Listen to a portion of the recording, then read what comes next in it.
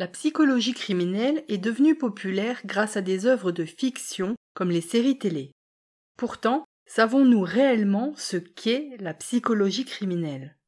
Parce que derrière un domaine qui fascine, il y a en réalité beaucoup de bullshit.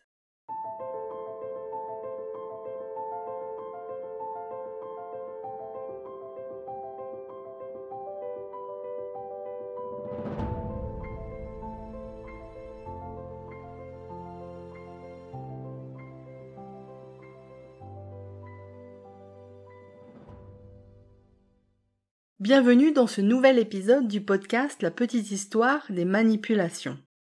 Ce podcast est consacré à la criminologie et à la criminalistique. Je suis Coraline, experte en analyse de documents, et aujourd'hui on va parler d'un sujet qui me tient à cœur, la psychologie criminelle. La psychologie criminelle, ce n'est ni être médium, ni posséder des pouvoirs quelconques pour comprendre les comportements criminels et résoudre une enquête. Donc ça va paraître évident à certaines personnes, mais franchement, les séries télé ont réellement créé chez certaines personnes une distorsion de la réalité sur ce sujet. Mais si encore ce n'était que le seul mythe à propos de la psy criminelle, ça serait peut-être pas très grave. Mais le problème, c'est que des mythes, il y en a à tous les étages. Donc aujourd'hui, je vous propose de voir ensemble ce qu'est réellement la psychologie criminelle scientifique, mais surtout peut-être ce qu'elle n'est pas.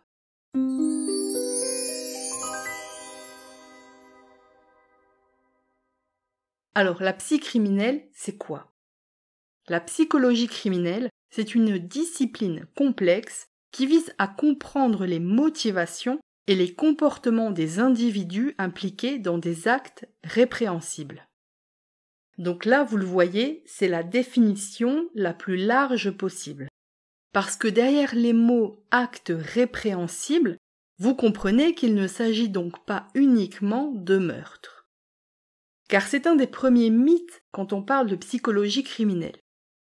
Et ce mythe, c'est celui qui consiste à penser que seules les affaires de meurtre sont concernées par cette discipline. Mais en fait, la psychologie criminelle peut également être utilisée pour toutes sortes de crimes et de délits.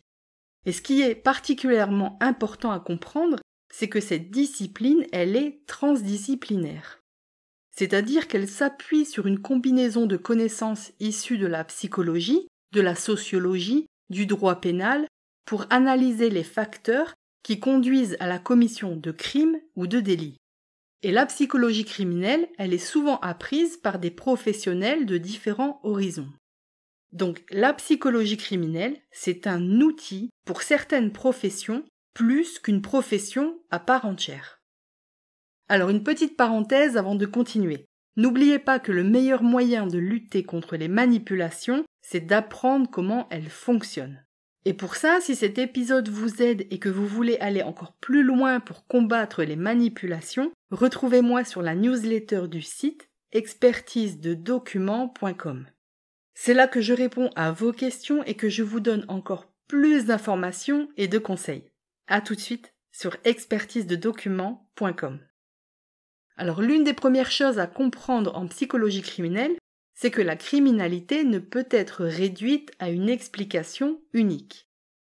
Les causes de la délinquance ou des comportements criminels sont multifactorielles et il existe une multitude de causes pour tenter de les expliquer. Parmi ces causes, nous pouvons mentionner l'influence de l'environnement social, les antécédents de délinquance, les traumatismes passés, les troubles mentaux éventuels et bien d'autres encore. L'un des aspects les plus intrigants de la psychologie criminelle, c'est l'étude des motivations des criminels qui se résume à une question. Qu'est-ce qui pousse une personne à commettre un acte répréhensible? Les motivations peuvent varier considérablement d'un individu à l'autre. Certaines personnes commettent des crimes poussés par des nécessités économiques, d'autres par vengeance ou encore pour obtenir du pouvoir sur les autres. Ce qui a rendu la psychologie criminelle populaire dès les années 70, c'était l'étude des psychopathes et des sociopathes. L'engouement populaire pour les tueurs en série a participé à la création d'un deuxième mythe qui voulait que la psy criminelle était la science des tueurs en série. Alors, on l'a déjà dit plus tôt, la psychologie criminelle ne se réduit pas aux affaires de meurtre. Et donc, elle ne se réduit pas non plus aux tueurs en série. Dans mon métier, par exemple, elle me sert à comprendre les processus manipulatoires dans un document écrit. C'est souvent ce qui va me servir pour dire à mes clients qu'un document est une arnaque, ou c'est ce qui va me permettre de dénicher un élément qui va faire avancer une enquête. Et même s'il m'arrive de travailler sur des affaires criminelles, elles ne sont pas toutes en lien avec un tueur en série.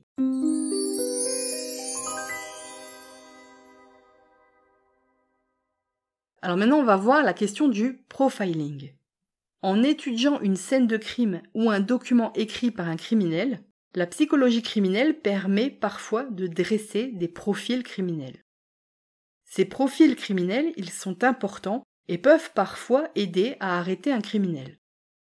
Mais encore faut-il que ces profils soient sérieux. Et là, on touche au troisième mythe sur la psychologie criminelle, qui veut qu'un profiling soit une sorte de portrait robot de la personnalité d'un criminel. Alors, on en a déjà parlé sur ce podcast, il y a une énorme différence entre les termes personnalité et comportement. Et en psychologie criminelle scientifique, on parle de comportement et presque jamais de personnalité. Un profiling sert donc à comprendre la façon de fonctionner d'un criminel et éventuellement à dénicher des éléments qui lui sont suffisamment personnels pour pouvoir le suspecter d'être l'auteur d'un méfait.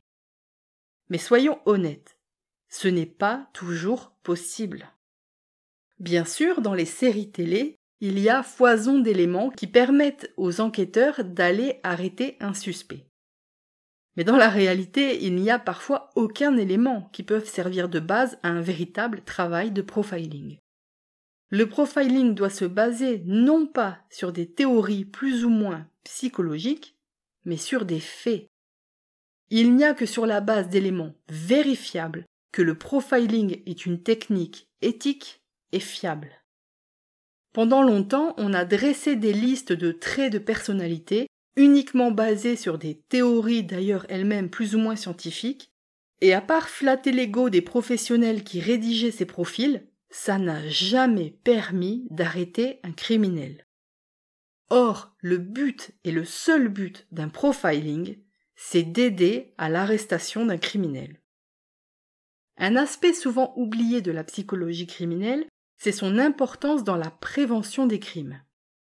Comprendre le cercle vicieux de la violence et comprendre comment les comportements manipulatoires peuvent se muter en actes criminels, c'est fondamental pour prévenir le crime. Alors malheureusement, c'est un aspect encore trop peu développé, mais ce podcast, par exemple, s'inscrit clairement dans le champ de la prévention. Donc, pour résumer, la psychologie criminelle, c'est une discipline scientifique qui n'a rien à voir avec le fait d'être médium ou d'avoir des pouvoirs surnaturels. C'est une science, et comme toute science, elle doit reposer sur des méthodes et des observations fiables, et non sur des théories plus ou moins psychologisantes. La psy criminelle a plusieurs champs d'action, dont celui de la prévention des crimes. Si cet épisode vous a été utile et que vous pensez qu'il pourrait aider d'autres personnes, n'hésitez pas à le partager. En attendant de vous retrouver jeudi dans 15 jours pour un nouvel épisode, n'oubliez pas, un grand bobard commence toujours par une petite histoire.